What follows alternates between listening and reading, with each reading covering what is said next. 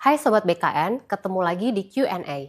Aku Frita, hari ini akan menjawab 5 pertanyaan pilihan dari media sosial dan kanal pengaduan BKN.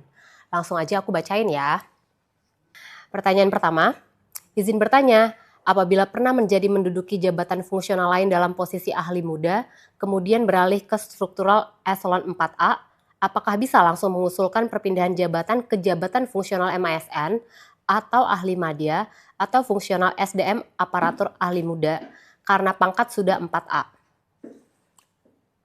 Nah, jika yang dimaksud adalah perpindahan jabatan struktural ke jabatan fungsional, maka untuk jabatan eselon 4 dengan pangkat golongan 4A dapat mengajukan peralihan atau perpindahan jabatan ke JF dengan jenjang ahli muda.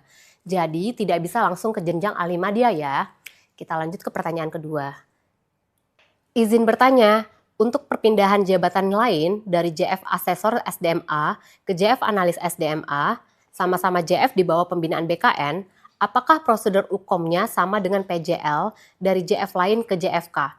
Misal dari arsip ARIS, APK APBN, ke analis SDMA. Terima kasih. Jadi begini Sobat BKN, untuk perpindahan jabatan struktural atau jabatan pelaksana ke dalam jabatan fungsional maupun antar jabatan fungsional tetap mengacu pada ketentuan dan mekanisme JF. Salah satunya ikut dan dinyatakan lulus uji kompetensi atau UKOM.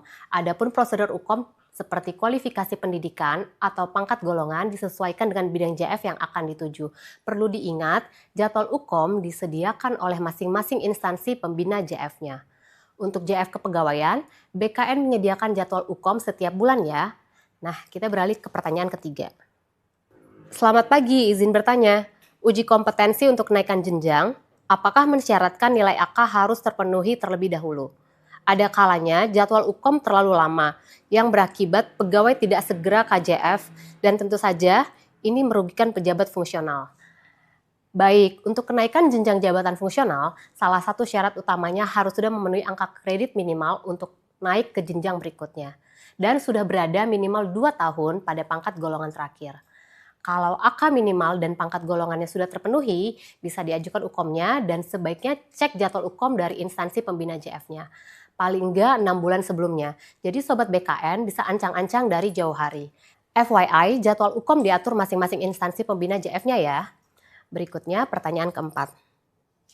Izin bertanya, kami dari jabatan pengawas punya keinginan untuk alih jabatan ke JF MASN.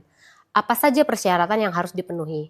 Dan apakah ada pengaruh apabila jabatan sebelumnya tidak ada hubungannya dengan manajemen ASN?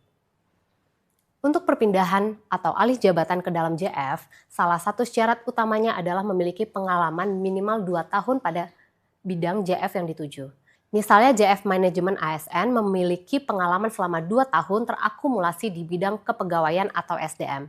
Selain itu, perhatikan juga kualifikasi pendidikan yang diminta sesuai dengan ketentuan JF-nya ya.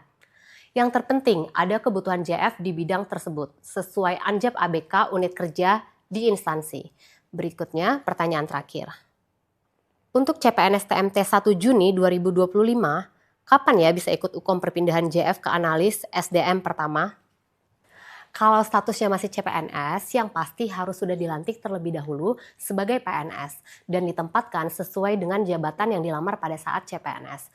Namun, jika nantinya akan mengajukan perpindahan jabatan, syarat utamanya sudah memiliki minimal 2 tahun pengalaman pada bidang JF yang dituju dan tentunya memenuhi kualifikasi pendidikan sesuai ketentuan JF tersebut.